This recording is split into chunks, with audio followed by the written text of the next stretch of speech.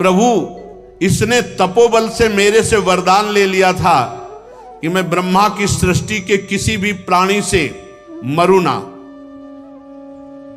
ये इतना मतवाला हो गया था कि इसको लग रहा था कि अब कोई मुझे मार ही नहीं सकता। तपस्या योग और बल के कारण उच्छृंखल होकर इसने वेद विधियों का उच्छेद कर दिया था। काल बड़ा बलवान है, कोई शरीराभिमान में आके सोचे कि मेरा क्या बिगाड़ लेगा, वो मिनटों में आपको नष्ट कर, मिनटों में ऐसे गिरते चले गए, सर्वनाश हो गया। ये दैत्य सोच रहा था ब्रह्मा जी की सृष्टि में कोई मारने वाला है ही नहीं, क्योंकि वरदान ले लिया, आप कौन मारेगा। और इसको पता नहीं था कि सर्वशक्तिमान भगवान कर्तुम अकर्तुम अन्यथा कर्तुम, हर वरदान के बीच की जगह निकाल ली। घर के भी भीतर न मरूं बाहर न मरूं, तो डेयरी में बैठ गए। ना मनुष्य से मरूं न पशु से मरूं, ब्रह्मा की बनाई सृष्टि से मरूं। तो प्रभु ने आधा शरीर नर हो आधा शरीर सिंह, जीव से मरूं ना निर्जीव से मरूं। तो प्रभु ने दोनों दिखा दिए कि जीव निर्जीव बीच की स्थिति नाखून की होती है, फाड़ के फेंक दिया। दिन में ना मरूं, रात में, संध्या के समय, हर वरदान।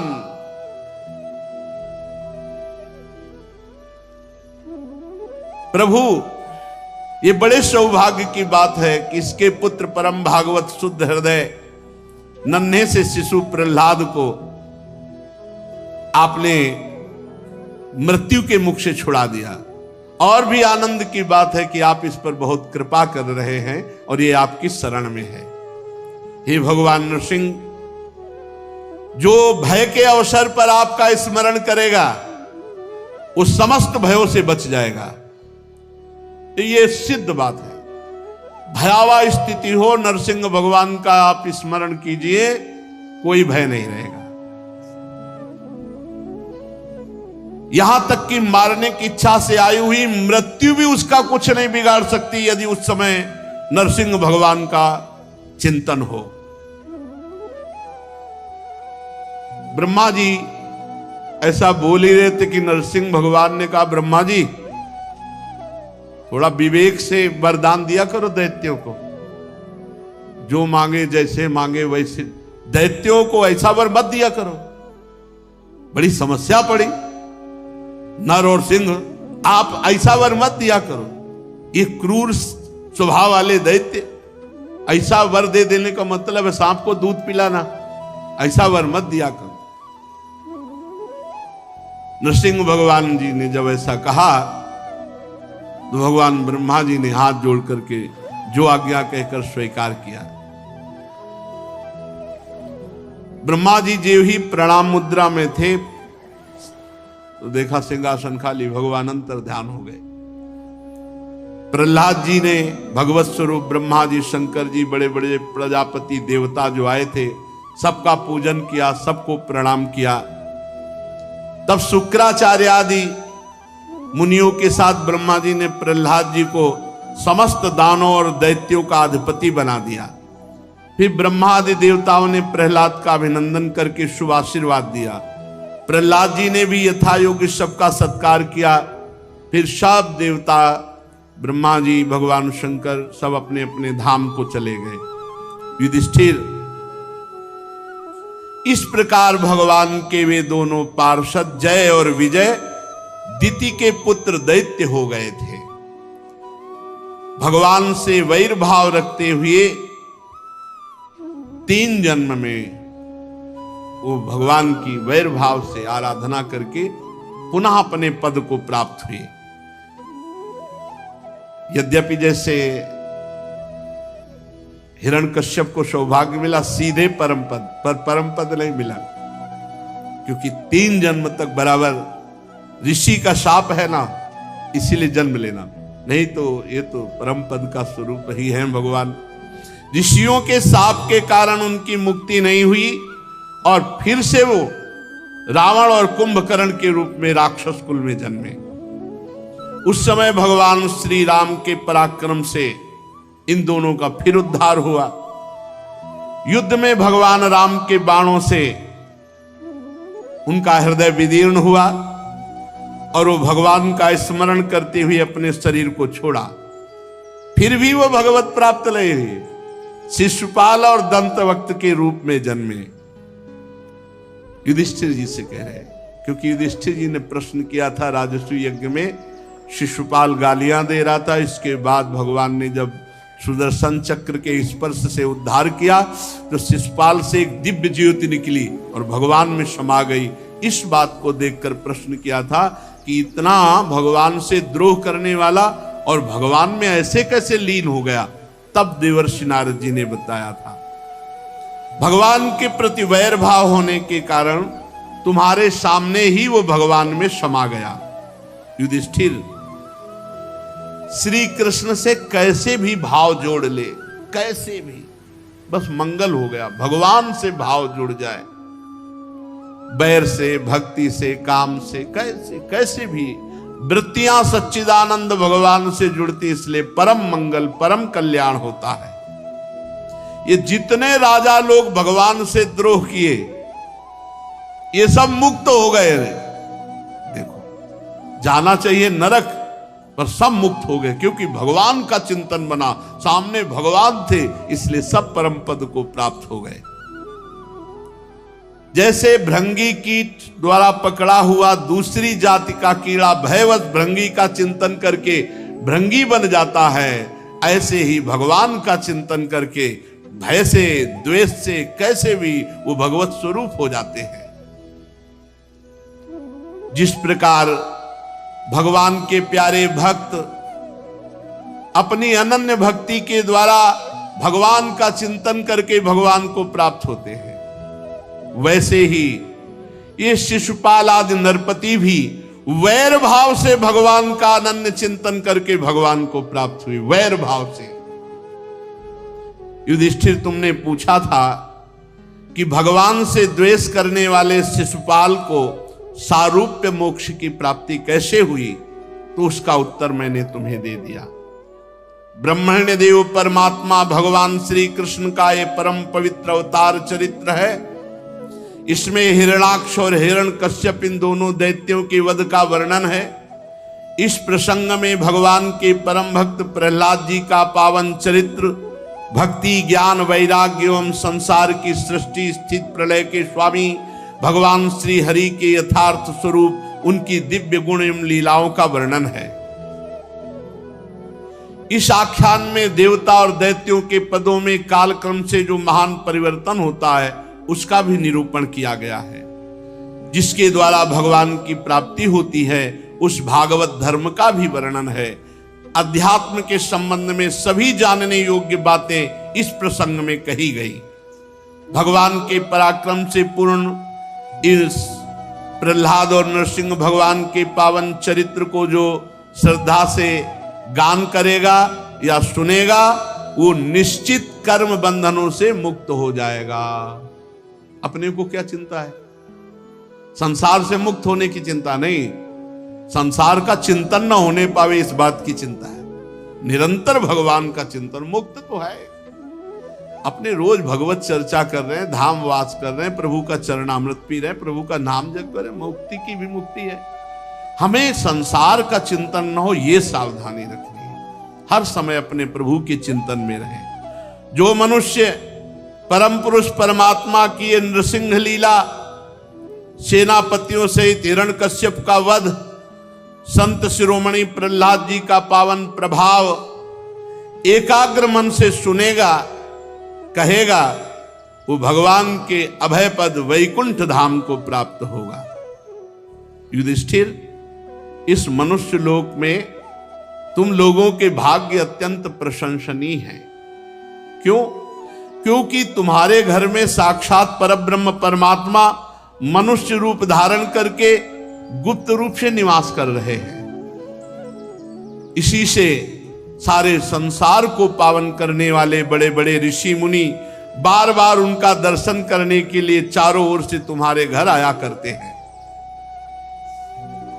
बड़े बड़े महापुरुष निरंतर जिनको ढूंढते रहते हैं, जो माया के लेस से रहित परम परमानंद अनुभव स्वरूप परब्रह्म परमात्मा हैं, वो तुम्हारे ममेरे भाई बनकर प्रिय हितैषी बनकर, पूज्य बनकर, कभी कभी आज्ञाकारी बनकर, कभी गुरु बनकर वो श्री कृष्ण तुम्हारे बीच में रह रहे हैं। युधिष्ठिर, आज तक भगवान ब्रह्मा और भगवान शंकर भी अपनी बुद्धि लगा करके ये हैं और इतने हैं ये नहीं निश्चय कर पाए। ये हैं और इतने ही हैं, इसलिए भगवान अनंत हैं और वेद भी नेति नेति कहते हैं।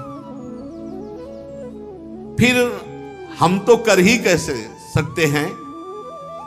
हम तो बस इससे प्रभु को प्रसन्न करते हैं। ध्यान दीजिए, हम तो बस इससे भगवान को प्रसन्न कर सकते हैं। क्या? मौन, भगवान की भक्ति और संयम, इसी पूजा से हम भगवान को प्रसन्न करते हैं। देवर्षि नारद जी कह रहे हैं ये काम की बात है। मौन रहो। भगवान की भक्ति का स्वरूप क्या है? देवर्षि नारद जी एक सूत्र में कहते हैं, तदर्पिता अखिलाचारिता तद्विस्मरणेन परम व्याकुलतेति। हर आचरण भगवान को समर्पित करो और इतना तन्मय रहो भगवान की स्मृति में कि थोड़ा भी विस्मरण होने पर व्याकुलता आ जाए। तो हम मौन, भक्ति और संयम, इससे हम अपने भगवान को प्रसन्न करते। यही हमारी पूजा है, इसी से भक्त वत्सल भगवान प्रसन्न हो। युधिष्ठिर, सबके एकमात्र आराध्य देव यही हैं, चाहे आप कृष्ण कहो चाहे काली कहो, चाहे जो नाम लो, यही सब बने हुए हैं, दूसरा कोई नहीं है। प्राचीन काल में बहुत बड़े मायावी मायासुर ने जब रुद्रदेव की कमनी कीर्ति में कलंक लगाना चाहा, तब इन्हीं भगवान श्री कृष्ण ने फिर से उनके यश की रक्षा और विस्तार किया। राजा युधिष्ठिर जी ने पूछा, नारद जी, मैं दानव किस कार्य में जगदीश्वर भगवान शंकर का यश नष्ट करना चाहता था और भगवान श्री कृष्ण ने किस प्रकार उनके यश की रक्षा की, आप कृपा करके बतलाइए। नारद जी ने कहा, एक बार इन्हीं भगवान श्री कृष्ण से शक्ति प्राप्त करके देवताओं ने युद्ध में असुरों को जीत लिया, तो सब असुर मायावियों के परम गुरु मैदानों की शरण में गए। जब देवताओं ने असुरों पर विजय प्राप्त कर ली, तो सब के सब असुर मायावियों के परम गुरु मैदानों की शरण में गए। मैदानों ने कहा, हम ऐसे पुर की रचना करते हैं जिस पर देवता विजय प्राप्त नहीं कर पाएंगे। शक्तिशाली मयासुर ने सोने, चांदी और लोहे के 3 विमान बना दिए। वो विमान क्या थे? 3 पुर ही थे। इतने विलक्षण थे कि उनका कब आना हुआ, कब जाना हुआ, कितने शीघ्र से प्रकट होना, कितने शीघ्र से अंतर ध्यान हो जाना, और अपरिमित अस्त्र शस्त्र से, सामग्रियों से भरे हुए विमान। दैत्य सेनापतियों के मन में अब तो बड़ा उत्साह हो गया। मायासुर ने जो 3 पुरों की रचना की, लोकपतियों के प्रति वैर भाव था ही, उनकी याद करके तीनों विमानों के द्वारा वे छिपे रहकर सब लोगों का संहार करने लगे। जब देखा कि मारने वाला कौन है दिखाई ही नहीं दे रहा है, तीनों पुर बिजली की तरह यहां से वहां से वहां अस्त्र शस्त्रों की वर्षा और प्रजा का नाश। अब सब लोकपाल भगवान शंकर की शरण में गए, प्रार्थना की कि प्रभु हम सब का विनाश हो रहा है, अब आप ही रक्षा कर सकते हो। त्रिपुर में रहने वाले असुर हमारा नाश कर रहे हैं, हे देवादिदेव महादेव आप हमारी रक्षा कीजिए। उनकी प्रार्थना सुनकर के भगवान शंकर ने कृपापूर्ण शब्दों में कहा, डरो मत, और अपने धनुष पर बाण चढ़ाकर तीनों पुरों पर छोड़ दिया। उनके बाण से सूर्यमंडल से निकलने वाली किरणों के समान बहुत से, एक बाण से करोड़ों असंख्यों बाण प्रकट हो गए और आग की लपटें निकल रही थी उन बाणों से। अब तीनों पुरों का दिखना बंद हो गया। विमानवासी जितने भी असुर थे सब निष्प्राण होकर पृथ्वी पर गिरने लगे। महामायावी मैं दानव बहुत से उपाय जानता था, वो सब दैत्यों को उठा लाया और अपने बनाए हुए अमृत कुंड में डाल करके पुनः जिला दिया। अब वो सिद्ध अमृत रस का स्पर्श होते असुरों में और तेज और बल बढ़ गया और सबके शरीर वज्र के समान पुष्ट हो गए। भगवान श्री कृष्णचंद्र जी ने देखा कि महादेव जी का प्रयास तो निष्फल हो गया और वो सब असुर विमानों पर चढ़कर और आतंक मचाने लगे। भगवान श्री विष्णु जी को प्रेरित किया, वो गौ बन गए और ब्रह्मा जी बछड़ा बन गए और दोनों मध्याह्न के समय उन तीनों पुर में गए जहां अमृत के कुंड थे जिनमें दैत्यों को जिलाया था। सारा का सारा अमृत पी गए। भगवान विष्णु गौ बने और ब्रह्मा जी बछड़ा बने और जो त्रिपुर में अमृत कुंड था उसको जाकर के पी गए। यद्यपि दैत्य लोग रखवाली में थे पर भगवान विष्णु की दृष्टि पड़ते सब बेसुध हो गए। जब उपाय जानने वालों में श्रेष्ठ मायासुर को बात मालूम हुई तो उसने विचार किया कि भगवान श्री हरि तो बड़े सामर्थ्यशाली हैं। अमृत रक्षकों से उन्होंने कहा, भाई शोक मत करो, देवता असुर मनुष्य कोई भी प्राणी ऐसा नहीं है जो भगवान के विधान को मिटा सके। इसलिए जो होना है वही होगा, जो हरि चाहेंगे वही होगा। सबसे बड़े मायापति हरि हैं, जिनके आगे किसी की माया काम नहीं करती। मायासुर ने ऐसा कहा। इसके बाद भगवान श्री कृष्ण ने भगवान शंकर से कहा, प्रभु अब वार कीजिए, अब प्रहार कीजिए, और एक रथ का निर्माण किया। धर्म को साक्षात रथ, ज्ञान को सारथी, वैराग्य को ध्वजा, ऐश्वर्य को घोड़े, तपस्या को धनुष, विद्या को कवच, क्रिया को बाण और अन्यान्य शक्ति अन्यान्य वस्तुओं का निर्माण किया। भगवान शंकर ऐसे रथ पर विराजमान हुए।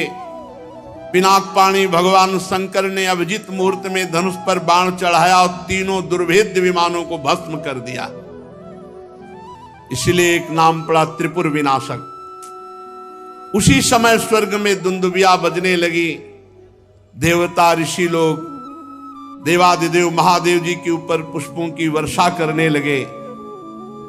युधिष्ठिर इस प्रकार तीनों पुरों को भस्म करके भगवान शंकर ने त्रिपुरारि की पदवी प्राप्त की। ब्रह्मादिकों ने भगवान शंकर की स्तुति की और अपने धाम को चले गए। ये जो तुम्हें जगत गुरु भगवान श्री कृष्ण और जगत गुरु देवाधिदेव महादेव जी की त्रिपुर विनाशक लीला सुनाई, ये जो सुनेगा उसके सब संकट बाधाएं नष्ट हो जाएंगी। इसलिए निरंतर भगवान की शरण में होकर खूब नाम जप करो। नाम समस्त अमंगलों का नाश करके भगवत प्राप्ति करा देगा। और अधिक से अधिक भगवान की लीला कथाएं सुनो जो तुम्हारे हृदय को निर्मल करके भगवान नाम जप में प्रीति प्रदान करेगा। शेष चर्चा आगे। श्री राधा वल्लभ लाल की। सूत जी कहते हैं, जब ज्ञान संपन्न मार्कंडेय मुनि ने इस प्रकार स्तुति की तब भगवान नर नारायण ने प्रसन्न होकर मार्कंडेय जी से कहा। भगवान नारायण ने कहा, सम्मान्य ब्रह्मर्षि शिरोमणि, तुम चित्त की एकाग्रता, तपस्या, स्वाध्याय, संयम और मेरी अनन्य भक्ति से सिद्ध हो गए हो। तुम्हारे इस आजीवन ब्रह्मचर्य व्रत की निष्ठा देखकर हम तुम पर बहुत ही प्रसन्न हुए हैं। तुम्हारा कल्याण हो। मैं समस्त वर देने वालों का स्वामी हूं, इसलिए तुम अपना अभीष्ट वर मुझसे मांग लो। मार्कंडेय मुनि ने कहा, देव देवेश, शरणागत भयहारी अच्युत, आपकी जय हो, जय हो। हमारे लिए बस इतना ही वर पर्याप्त है कि आपने कृपा करके अपने मनोहर स्वरूप का दर्शन कराया। ब्रह्मा शंकर आदि देवगण योग साधना के द्वारा एकाग्र हुए मन से ही आपके परम सुंदर श्री चरण कमलों का दर्शन प्राप्त करके कृतार्थ हो गए हैं। आज उन्हीं आपने मेरे नेत्रों के सामने प्रकट होकर मुझे धन्य बनाया है। पवित्र कीर्ति महानुभावों के शिरोमणि कमल नयन, फिर भी आपकी आज्ञा हुई कि मैं वरदान मांगूं, तो मैं वरदान मांगता हूं। मैं आपकी वह माया देखना चाहता हूं जिससे मोहित होकर सभी लोक और लोकपाल अद्वितीय वस्तु ब्रह्म में अनेकों प्रकार के भेद विभेद देखने लगते हैं। ये वरदान मांगा मार्कंडेय जी ने, मुझे आप अपनी माया दिखाओ। सूत जी कहते, शौनक जी जब इस प्रकार मार्कंडेय मुनि ने भगवान नर नारायण की इच्छा अनुसार स्तुति पूजा कर ली एवं वरदान मांग लिया, तब भगवान मुस्कुराए। मुस्कुराना ही माया है, और कहा ठीक है, ऐसा ही होगा। इसके बाद भगवान नर नारायण अपने आश्रम बद्रीवन को चले गए। मार्कंडेय मुनि अपने आश्रम में रहकर इस बात का चिंतन करते कि भगवान कहते थे माया दिखाएंगे, ये कब माया दिखाएंगे? वे अग्नि सूर्य चंद्रमा जल पृथ्वी वायु आकाश एवं अंतःकरण में तो क्या सर्वत्र भगवान का ही दर्शन करते हुए मानसिक वस्तुओं से भगवान का पूजन करते रहते। कभी कभी मार्कंडेय जी के हृदय में प्रेम की ऐसी बाढ़ आ जाती कि वे उसके प्रवाह में डूबने उतराने लगते, और उन्हें इस बात की भी याद न रहती कि कब कहां किस प्रकार भगवान की पूजा करनी चाहिए। वो सोचते थे कि भगवान आएंगे, फिर कभी कोई ऐसा चमत्कार जादू माया का दिखाएंगे। यही सोच रहे थे कि एक दिन पुष्पभद्रा नदी के तट पर मार्कंडेय मुनि भगवान की उपासना में तन्मय हो रहे थे। अचानक देखा कि बड़ी आंधी आ गई, बड़े जोर की आंधी। उसी समय आंधी के कारण बड़ी भयंकर आवाज होने लगी। देखा फिर विकराल बादल आ गए, आकाश बादलों से भर गया।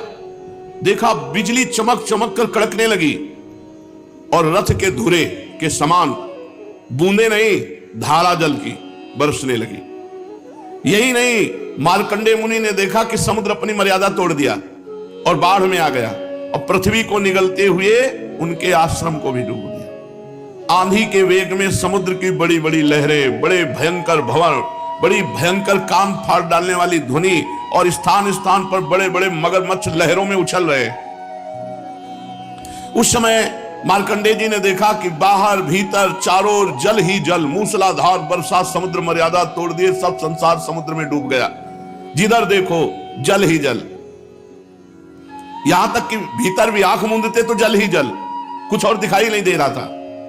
ऐसा जान पड़ता था कि जल राशि में पृथ्वी ही नहीं स्वर्ग ब्रह्मलोक सब डूब गया।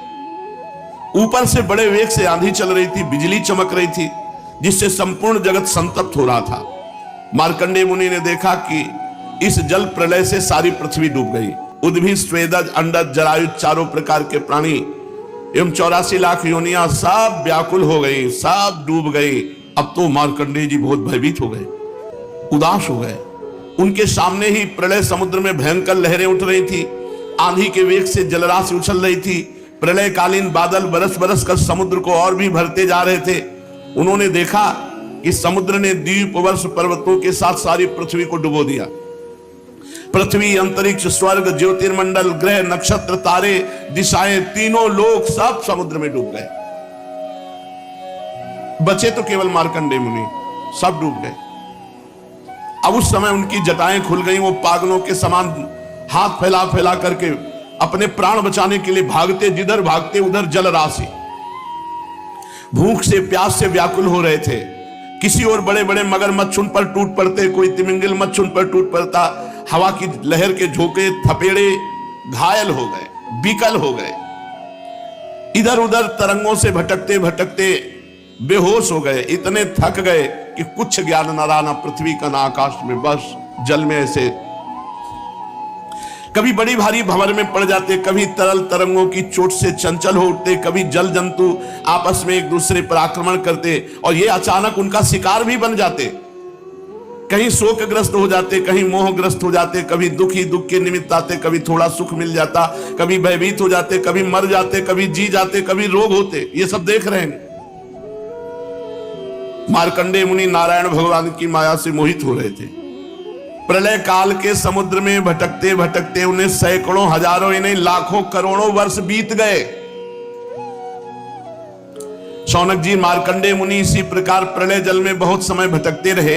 एक बार उन्होंने पृथ्वी के एक टीले पर एक छोटा सा बरगद का पेड़ देखा और उस बरगद के पेड़ में हरे हरे पत्ते और लाल लाल फल शोभायमान हो रहे थे।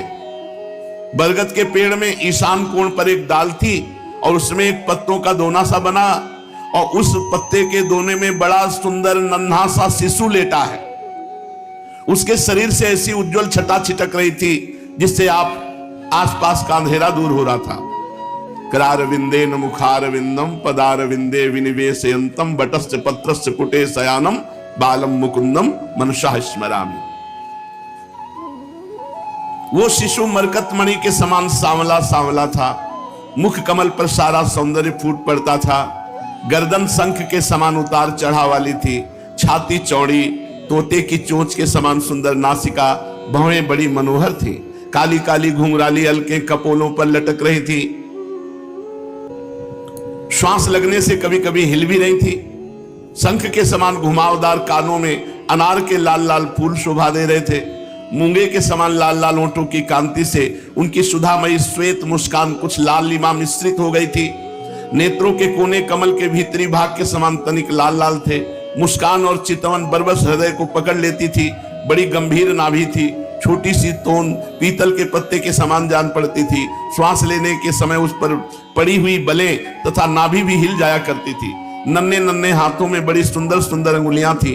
वो शिशु अपने दोनों कर कमलों से एक चरण कमल के मुख में, एक चरण कमल को अंगूठा मुख में डालकर चूस रहे थे। पैर का अंगूठा, दाहिने पैर को पकड़कर उसका अंगूठा चूस। मार्कंडेय मुनि ये दृश्य देखकर थोड़ा आनंद आया। हजारों करोड़ों वर्ष हो गए समुद्र में डूबते मरते उतराते जीते।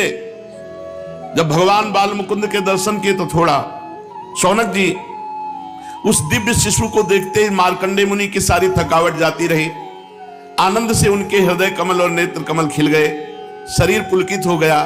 उस नन्हे से शिशु के इस अद्भुत भाव को देखकर उनके मन में तरह तरह की शंकाएं, ये कौन है ऐसा। अब वे उस शिशु से बातें पूछने के लिए उनके सामने गए सड़क के। अभी मार्कंडेय जी पहुंच भी नहीं पाए थे कि उस शिशु के श्वास के साथ उसके शरीर के भीतर उस प्रकार घुस गए जैसे कोई मच्छर किसी के पेट में चला जाए। जब शिशु के पेट में जाके देखा तो वही हाल वहां भी था। वहां भी प्रलय चल रही थी। पूरी सृष्टि जल में डूब गई थी। और वे विचित्र दृश्य देखकर आश्चर्यचकित हो गए कि जो प्रलय बाहर थी वही इस बालक के उदर में भी। वे मोहवश कुछ सोच विचार भी न सके। उन्होंने उस शिशु के उदर में आकाश, अंतरिक्ष, ज्योतिर्मंडल, पर्वत, समुद्र, द्वीप, वर्ष, दिशाएं, देवता, दैत्य, वन, देश, नदियां, नगर, खाने, किसानों के गांव, हीरों की बस्तियां, आश्रम, वर्ण, उनके आचार व्यवहार, पंच महाभूत, भूतों से बने हुए प्राणियों के शरीर तथा पदार्थ, अनेक युग और कल्पों के भेद से युक्त काल आदि सब कुछ भगवान बाल मुकुंद के पेट में देखा। केवल इतना ही नहीं, जिन देशों, वस्तुओं और कालों के द्वारा जगत का व्यवहार संपन्न होता है सब कुछ वहां विद्यमान था। कहां तक कहें, संपूर्ण विश्व न होने पर भी वहां सत्य के समान प्रतीत हो रहा था। अब मार्कंडेय जी बहुत व्याकुल हैं। पेट में ही देख रहे हैं हिमालय पर्वत, वही पुष्पभद्रा नदी, तट में अपना आश्रम, और ऋषियों को भी मार्कंडेय जी ने प्रत्यक्ष देखा। संपूर्ण विश्व ब्रह्मांड भगवान के उदर में देखा। ये देख ही रहे थे कि दिव्य शिशु के श्वास के द्वारा बाहर आ गए। बाहर आते फिर वही प्रलयकालीन समुद्र की थपेड़े। फिर उन्होंने देखा कि समुद्र के बीच में पृथ्वी के टीले पर वही बरगद का पेड़ ज्यों का त्यों विद्यमान है और उसके पत्ते के दोने में वही शिशु सोया हुआ है। उसके अधरों पर प्रेमामृत से परिपूर्ण मंद मंद मुस्कान है और अपनी प्रेमपूर्ण चितवन से वो मार्कंडेय जी की ओर देख रहा है। अब मार्कंडेय मुनि इंद्रियातीत भगवान को जो शिशु के रूप में क्रीड़ा कर रहे थे और नेत्रों के मार्ग से पहले ही हृदय में विराजमान हो चुके थे, आलिंगन करने के लिए बड़े श्रम और कठिनाई से आगे बढ़े। परंतु शौनक जी, भगवान केवल योगियों के ही नहीं, स्वयं योग के भी स्वामी और सबके हृदय में छिपे रहने वाले हैं। अब मार्कंडेय मुनि उनके पास पहुंच भी ना पाए थे कि वे तुरंत वटवृक्ष सहित सब अंतर ध्यान। ठीक वैसे ही जैसे अभागे और असमर्थ पुरुषों के परिश्रम का पता नहीं चलता कि फल दिए बिना ही क्या हो गया। शौनक जी, उस शिशु के अंतर्ध्यान होते ही वो बरगद का वृक्ष तथा प्रलयकालीन दृश्य एवं जल भी तत्काल लीन हो गया। और मार्कंडेय मुनि ने देखा कुछ नहीं, सूखा, अपने आश्रम में चटाई पे बैठे हैं। और ये सब 48 मिनट और कितने कल्प व्यतीत हो गए प्रलय में। सूत जी कहते हैं, सौनकादि ऋषि मार्कंडेय मुनि ने जब भगवान नारायण की योग माया का वैभव देखा तो कांप गए। एक बूंद पानी नहीं, पूरा प्रलय हो गया। माया से मुक्त होने के लिए मायापति भगवान की एकमात्र शरणागति उपाय है, दूसरा कोई उपाय नहीं है। उन्हीं की शरण में स्थित हो गए मार्कंडेय जी। प्रभु अब भूलकर कभी अपनी माया मत दिखाना। मार्कंडेय जी मन ही मन कहा, प्रभु आपकी माया वास्तव में प्रतीति मात्र होने पर भी सत्य ज्ञान के समान प्रकाशित होती है और बड़े बड़े विद्वान भी उसके खेलों में मोहित हो जाते हैं। आपके श्री चरण कमल ही शरणागतों को सब प्रकार से अभय दान करते हैं, इसलिए मैंने आपके श्री चरण कमलों की शरण ग्रहण की है। सूत जी कहते हैं, मार्कंडेय जी इस प्रकार शरणागति की भावना में तन्मय हो रहे थे। उसी समय भगवान शंकर और भगवती पार्वती जी साथ में नंदी पर सवार होकर आकाश मार्ग से विचरण करते हुए उधर आ निकले। और मार्कंडेय जी को उसी अवस्था में देखा। भगवान शंकर के साथ बहुत से गण भी थे। जब भगवती पार्वती मार्कंडेय मुनि की ध्यान की अवस्था में देखा तब उनका हृदय वात्सल्य स्नेह से उमड़ आया। उन्होंने शंकर जी से कहा, भगवान तनिक इस ब्राह्मण की ओर तो देखिए। जैसे तूफान शांत हो जाने पर समुद्र की लहरें और मछलियां शांत हो जाती हैं और समुद्र धीर गंभीर हो जाता है, वैसे इस ब्राह्मण का शरीर, इंद्रिय, अंतःकरण शांत हो रहा है। समस्त सिद्धियों के दाता आप ही हैं, इसलिए कृपा करके इस ब्राह्मण की तपस्या का प्रत्यक्ष फल दीजिए। भगवान शंकर ने कहा, देवी ये ब्रह्म ऋषि लोक अथवा परलोक की कोई भी वस्तु नहीं चाहते, और तो क्या इनके मन में कभी मोक्ष की भी आकांक्षा नहीं होती। इसका कारण यह है कि घट घट वासी अविनाशी भगवान के चरण कमलों में इन्हें परम भक्ति प्राप्त हो चुकी है। प्रिय, यद्यपि इन्हें हमारी कोई आवश्यकता नहीं है, फिर भी मैं इनके साथ बातचीत करूंगा, क्योंकि ये महात्मा पुरुष हैं और जीव मात्र के लिए सबसे बड़ा लाभ की बात है कि हमसे बातचीत हो जाए, संत समागम प्राप्त हो जाए। इसलिए मैं इनसे बातचीत करूंगा, यद्यपि इनकी आकांक्षा नहीं है, फिर भी। श्री सूत जी कहते, शौनक जी, भगवान शंकर समस्त विद्याओं के प्रवर्तक और सारे प्राणियों के हृदय में विराजमान अंतर्यामी प्रभु हैं। जगत के जितने भी संत हैं उनके एकमात्र आश्रय और आदर्श भी वही हैं। भगवती पार्वती से इस प्रकार कहकर भगवान शंकर मार्कंडेय मुनि के पास गए। उस समय मार्कंडेय मुनि की समस्त मनोवृत्तियां भगवत भाव में तन्मय थी। उन्हें अपने शरीर और जगत का बिल्कुल पता न था, इसलिए उस समय वे यह भी न जान सके कि मेरे सामने सारे विश्व के आत्मा स्वयं भगवान गौरी शंकर पधारे हुए हैं। शौनक जी, सर्वशक्तिमान भगवान कैलाशपति से बात छिपी न रही कि मार्कंडेय मुनि इस समय किस अवस्था में है। इसलिए जैसे वायु अवकाश के स्थान में अनायास ही प्रवेश कर जाती है, वैसे ही वे अपनी योग माया से मार्कंडेय मुनि के हृदय में प्रवेश कर गए। मार्कंडेय मुनि ने देखा कि उनके हृदय में भगवान शंकर पधारे। शंकर जी के सिर पर बिजली के समान चमकीली पीली पीली जटाएं शोभायमान हो रही थी। 3 नेत्र हैं, 10 भुजाएं, लंबा तगड़ा शरीर, उदयकालीन सूर्य के समान तेजस्वी हैं। शरीर पर बाघंबर धारण किए हुए हैं, हाथों में शूल, खटवांग, ढाल, रुद्राक्ष माला, डमरू, खप्पर, तलवार और धनुष लिए हैं। मार्कंडेय मुनि अपने हृदय में अकस्मात भगवान शंकर का रूप देखकर विस्मित हो गए कि मैंने तो चाहा नहीं, ये क्या है, कहां से आए। इस प्रकार वृत्तियों का उदय होने जाने से समाधि खोल दी। जब उन्होंने समाधि खोली तो जो रूप अंदर देखा वही सामने खड़े हैं। भगवान शंकर श्री पार्वती जी एवं अपने गणों के साथ सामने विराजमान हैं। तत्काल वो खड़े हो गए और खड़े होकर चरणों में साष्टांग प्रणाम किया। तदनंतर मार्कंडेय मुनि ने स्वागत, आसन, पाद्य, अर्घ, गंध, पुष्पमाला, धूप और दीप आदि उपचारों से भगवान शंकर, भगवती पार्वती और उनके गणों की पूजा की। इसके पश्चात मार्कंडेय मुनि ने उनसे कहने लगे कि सर्वव्यापक और सर्वशक्तिमान प्रभु, आप अपनी आत्मानुभूति और महिमा से पूर्ण काम हैं।